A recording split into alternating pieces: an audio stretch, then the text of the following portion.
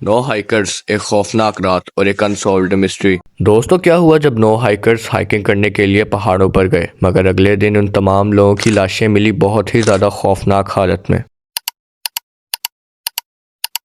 हैरत की बात तो ये थी कि उन तमाम लोगों के जिस्म पर एक भी चोट का निशान नहीं था, मगर उन तमाम लोगों के फेस एक्सप्रेशन बहुत ही ज़्यादा डरावने बने हुए थे। आखिर उन लोगों के साथ उन पहाड़ों में ऐसा क्या हुआ था? जब इस मामले की तहकीक की गई तो क्या हक़ाइक़ सामने आए? इस वीडियो में मैं आपको इन सब चीज़ों के बारे में डिटेल से बताऊंगा। जुड़े रहिएगा इस वीडियो में हमारे साथ आखिर तक। इस कहानी का आगाज़ 1959 में हुआ, जब रशिया से ताल्लुक़ रखने वाले नो हाइकर्स ने अपनी सर्दी की छुट्टियों को यादगार बनाने के लिए ड्याटलोव पास, जो कि यूरल माउंटेन्स में वाक़या है, उस पर हाइकिंग करने का प्लान बनाया। इन नो हाइकर्स के ग्रुप के अंदर सबसे कम उम्र हाइकर की उम्र महज 20 साल थी और सबसे बड़े हाइकर की उम्र 38 साल। 28 जनवरी 1959 को ये तमाम हाइकर्स अपनी सिलेक्ट की हुई लोकेशन ड्याटलोव पास पर पहुंच चुके थे। इन लोगों ने अपना कैंप लगाना शुरू किया, क्योंकि इन लोगों का इरादा तो यहाँ पर 3 से 4 दिन रुकने का था, मगर इन्हें नहीं पता था कि अब आगे इनके साथ क्या होने वाला है। 2 फरवरी तक तो हर चीज़ बिल्कुल ठीक थी।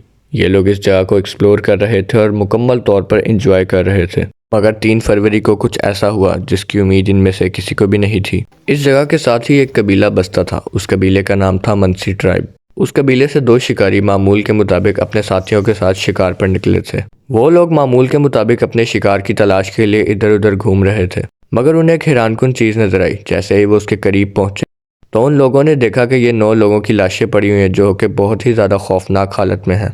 ये लोग इन लाशों को देखने के बाद बहुत ही ज़्यादा डर गए थे, क्योंकि ये लाशें बहुत ही ज़्यादा खौफनाक हालत में थी, और इन्होंने फ़ौरन से अपने कबीले के लोगों को और पुलिस को इत्तला दी।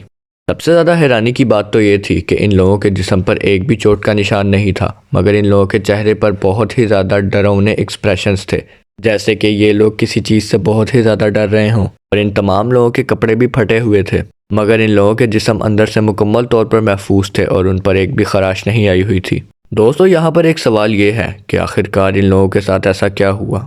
अगर इन लोगों पर किसी जानवर ने हमला किया होता तो इन लोगों के जिस्म सलामत ना होते।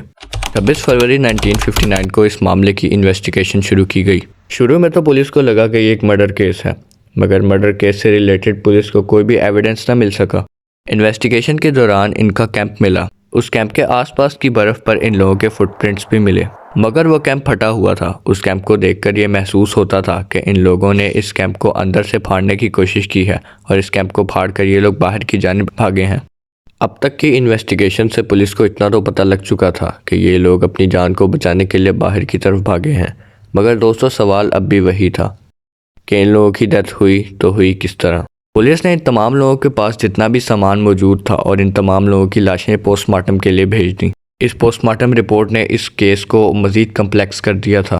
पोस्टमार्टम रिपोर्ट से इस बात का पता लगा कि इन लोगों की बॉडी पर जितना भी सामान इनके पास था, उन सब पर रेडियो एक्टिव मटीरियल के निशान मिले। 9 हाइकर्स की मिस्टीरियस डेथ की खबर उस वक्त पूरी दुनिया में फैल चुकी थी और ये न्यूज़ एक ट्रेंडिंग न्यूज़ बन चुकी थी। पुलिस पर अब प्रेशर बहुत ज़्यादा बढ़ चुका था, क्योंकि काफ़ी देर हो चुकी थी, मगर अब तक इन हाइकर्स की मौत की वजह सामने ना आ सकी थी और लोग बेताबी से इस खबर का इंतज़ार कर रहे थे कि आखिर कैसे इन हाइकर्स की डेथ हुई।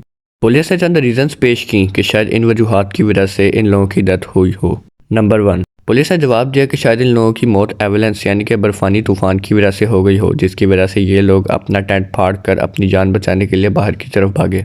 मगर दोस्तों, एक्सपर्ट्स ने इस बात को मानने से इनकार कर दिया था, क्योंकि ये सब हाइकर नहायत एक्सपीरियंस्ड हाइकर्स थे। वो लोग उस जगह पर कभी भी अपना कैंप ना लगाते जिस जगह पर बर्फानी तूफान का खतरा हो। पुलिस ने जो दूसरी रीज़न दी थी वो ये थी कि इंफ्रासाउंड की वजह से इन हाइकर्स की डेथ हो सकती है। इंफ्रासाउंड एक ऐसे साउंड को कहा जाता है जो कि इंसानों को सुनाई नहीं देता, मगर इसकी वाइब्रेशन के इंसानों की बॉडी पर बहुत बुरे असरात हो सकते हैं, जैसा कि रेस्पिरेटरी प्रॉब्लम्स, कार्डियोवैस्कुलर प्रॉब्लम्स और भी बहुत ज़्यादा प्रॉब्लम्स हो सकती हैं। तीसरे नंबर पर पुलिस ने जवाब दिया कि रेडियो एक्टिव मटीरियल वजह बन सकता है इन लोगों की डेथ की, क्योंकि पोस्टमार्टम रिपोर्ट से इस बात की वजाहत हो चुकी थी कि इन लोगों की बॉडी पर रेडियो एक्टिव मटीरियल और रेडियो एक्टिव डस्ट के निशान पाए गए थे। ये निशान बॉडी पर रेडियो एक्टिव एलिमेंट्स यूरेनियम और थोरियम की वजह से भी आ सकते हैं। पुलिस ने 4th नंबर वाली रीज़न दी थी कि मिलिट्री एक्सपेरिमेंट की वजह से इन लोगों की भी डेथ हो सकती है। पुलिस का कहना था कि उस वक्त मिलिट्री अपने एक्सपेरिमेंट कर रही थी। वो एक्सपेरिमेंट लेज़र टेस्टिंग के थे। पुलिस का यह भी कहना था कि शायद इस वजह से भी हो सकता है कि इनकी बॉडी पर रेडियो एक्टिव मटीरियल्स के निशान मिले हैं। पुलिस ने अपनी आखिरी रीज़न ये दी कि शायद इन लोगों की मौत किसी जंगली जानवर की वजह से हुई हो। क्योंकि इन्वेस्टिगेशन के दौरान पुलिस को एनिमल की एक्टिविटीज़ की रिपोर्ट भी मिली थी। मगर दोस्तों, अगर जानवर की वजह से इन लोगों की मौत हुई होती तो इन लोगों की बॉडी पर निशानात ज़रूर होते, मगर इनकी बॉडी पर रेडियो एक्टिव मटीरियल के अलावा और किसी किस्म के निशान नहीं थे। और फिर पुलिस ने इस केस की इन्वेस्टिगेशन को रोक कर केस को क्लोज कर दिया था। इस केस के बारे में पुलिस ने कोई भी आज तक फाइनल स्टेटमेंट नहीं दी। कुछ लोगों का तो इस वाक़ये के बारे में ये भी कहना था कि एलियंस एब्डक्शन की वजह से इन लोगों की डेथ हुई थी। एलियंस आए थे और इन लोगों को अपने साथ अपनी स्पेसशिप में ले गए थे। और कुछ लोगों का इस वाक़ये के बारे में ये कहना था कि शायद न्यूक्लियर टेस्टिंग की वजह से इन लोगों की डेथ हुई है। इसकी वजह से इन लोगों की बॉडी पर रेडियो एक्टिव मटीरियल के निशान भी पड़े हैं। ये बातें उस वक़्त के लोगों की जानिब से कही जा रही थी। पुलिस के जानिब से कुछ और स्टेटमेंट्स दी गई थी जो कि मैं आपको पहले वीडियो में बता चुका हूँ। दोस्तों, ये बात आज तक एक मिस्ट्री है कि इन हाइकर्स के साथ क्या हुआ था और इनकी मौत किस वजह से हुई थी। दोस्तों, ये थी वीडियो एक ऐसी मिस्ट्री पर जो कि आज तक सॉल्व नहीं हो सकी।